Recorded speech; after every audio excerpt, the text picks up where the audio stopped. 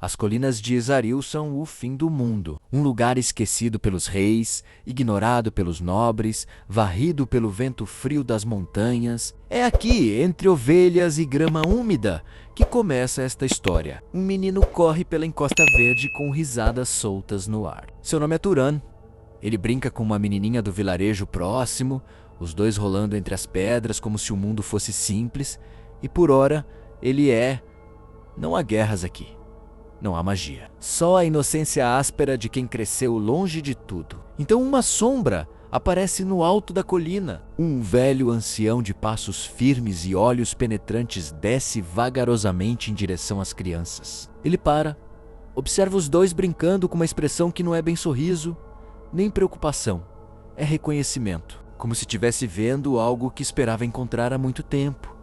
Ele não fala com as crianças. Em vez disso, dirige-se aos pais de Turan em conversa séria, vozes baixas, palavras que o menino não ouve, mas que mudam tudo. O ancião viu algo naquele garoto, algo que não deveria existir naquelas colinas. Alguns anos se passaram, a mesma colina, o mesmo vento, mas o menino sumiu e no lugar dele há um jovem deitado na grama com os braços abertos para o céu, olhos entrecerrados, cercado pelo som macio das ovelhas, pastando ao redor. Turan havia descoberto seus poderes mágicos 8 anos atrás, no inverno em que completou 10 anos. Enquanto sua mãe estava fora com as ovelhas, ele pensou em acender uma fogueira e de repente chamas explodiram do fogão sozinhas, mas o mundo lá fora nunca soube disso. Porém sua mãe lhe pediu que fizesse uma promessa: nunca usar aquele poder de forma imprudente, especialmente nunca na frente dos outros. Ela dizia que os nobres o capturariam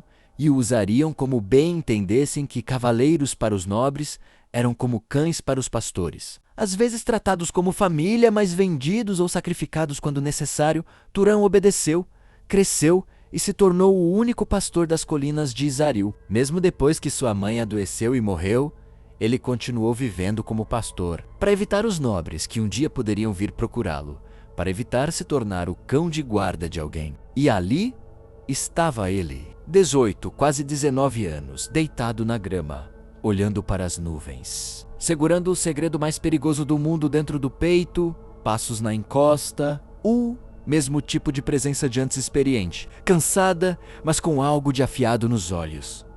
O ancião senta ao lado de Turan sem cerimônia, 2 homens separados por décadas, sentados entre ovelhas como se fosse a coisa mais natural do mundo. O homem se apresenta: me chamo Keorn de Arabion. Não, acho que não deveria me chamar mais assim. Sou Keorn, o andarilho.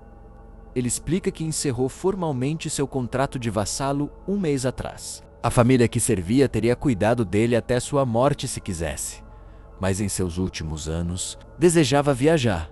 Afinal, esteve vinculado a uma única família, desde que foi contratado aos 15 anos. Mas Keorn não estava ali por acaso. Ele era um velho cavaleiro aposentado e herói de guerra, vindo de uma família de cavaleiros do território governado pela grande família Arabion. Mesmo sendo apenas um cavaleiro de nível médio como mago, foi tratado como herói por ter derrotado um nobre mago em batalha. Ao embelecer, se aposentou e passou a vagar pelo mundo, até ouvir que uma besta demoníaca havia aparecido na aldeia onde Turan vivia, e veio pessoalmente para subjugar a fera. Foi então que ele viu algo no jovem pastor, algo familiar, algo que não deveria estar pastando ovelhas numa colina esquecida. O segredo que Turan carrega é que ele é descendente de um deus, um mago. Desde a criação do mundo, os deuses enviam aqueles que herdaram seu sangue para a terra. Os humanos passaram a chamá-los de magos, e eles formaram relações simbióticas com os povos comuns usando seus poderes. Nesse mundo, todos os nobres são magos e seus cavaleiros são subordinados mágicos, usados como armas descartáveis nas guerras entre as grandes famílias. A maior revelação que aguarda Turan é que ele é filho ilegítimo de 2 linhagens nobres rivais, Jahar e Arabion, 2 das mais poderosas do mundo. Keorn, mesmo sem saber de tudo isso ainda, reconhece no jovem pastor uma presença que vai além do comum. E a chegada da besta demoníaca na aldeia foi o gatilho que fez os dois se encontrarem. Turan cresceu na beira do mundo, escondendo um poder que lhe disseram que poderia destruir tudo o que amava, sem saber nada das guerras, das casas nobres ou das antigas linhagens de sangue que moldavam a terra além de suas colinas. E, honestamente, ele estava começando a se cansar disso. Hule e a SK no encontro com Keorne vai mudar tudo. Keorne escolhe cada frase com cuidado, como quem planta uma semente sem apressar a chuva. Depois de um tempo, o velho se levanta, sacode a poeira das roupas, lança um último olhar para Turan, vira as costas e desce em costa pelo caminho que veio, desaparecendo devagar entre as sombras da tarde. Turan fica parado por um momento olhando o horizonte, depois vira para o outro lado, apita baixinho para o rebanho e começa a caminhar. As ovelhas o seguem em fila tranquila, como sempre fazem. O sol começa a afundar atrás das montanhas, tingindo o céu de laranja e cinza. É o fim de mais um dia comum nas colinas de Isaril. Ou assim parecia, quando a noite cai de vez e a estrada de volta para casa fica escura. Turan nota algo no caminho à sua frente. Uma forma no chão que não deveria estar ali. Ele desacelera, aperta os olhos na escuridão e então o cheiro chega antes da visão. Sangue, terra revolvida. E algo mais fundo, algo que faz o estômago vir a era Keorne. O velho estava caído na estrada, imóvel, com a expressão ainda aberta como quem não teve tempo de gritar. O corpo rasgado pela força de algo grande e brutal. Turan agacha, toca o ombro do ancião, com dedos que já sabem a resposta antes de perguntar. Não havia nada a fazer.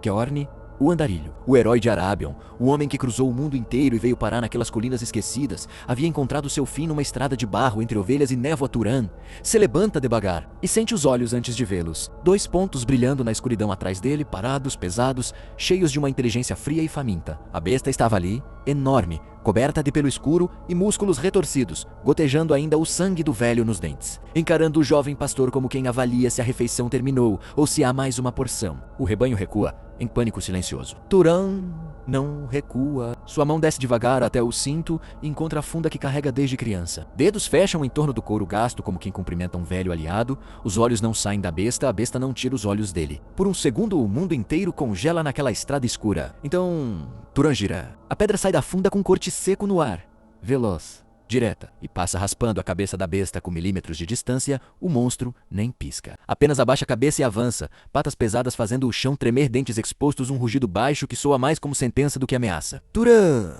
não move um passo, porque a pedra não foi embora.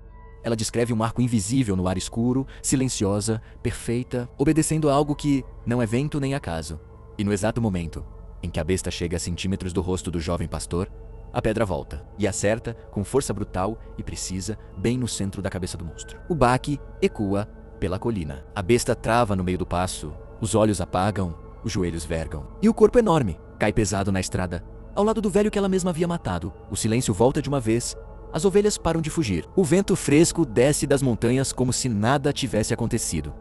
Turan abaixa o braço, olha para a besta morta, olha para Keorne, olha para as próprias mãos, o segredo que guardou por anos inteiros. Aquele poder que sua mãe implorou que ele escondesse. Aquela coisa que fervilhava quieta dentro dele enquanto ele pastava ovelhas e olhava nuvens. Acabou de matar uma besta demoníaca numa estrada escura em defesa de um velho que mal conhecia. E o mundo, que não sabia nada sobre Turan, pastor das colinas de Isaril, começou naquela noite a se tornar um lugar menor do que ele. Há segredos que o vento carrega por anos sem que ninguém os ouça. Mas há momentos em que o vento para.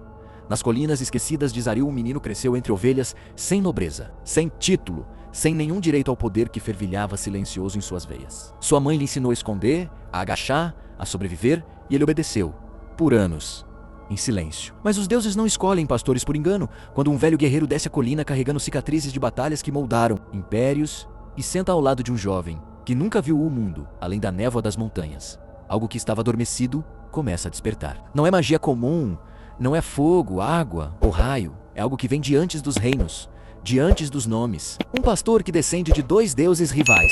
Uma guerra que ele não sabe que já o escolheu. E um mundo que logo vai aprender que o cordeiro mais manso pode carregar o trovão.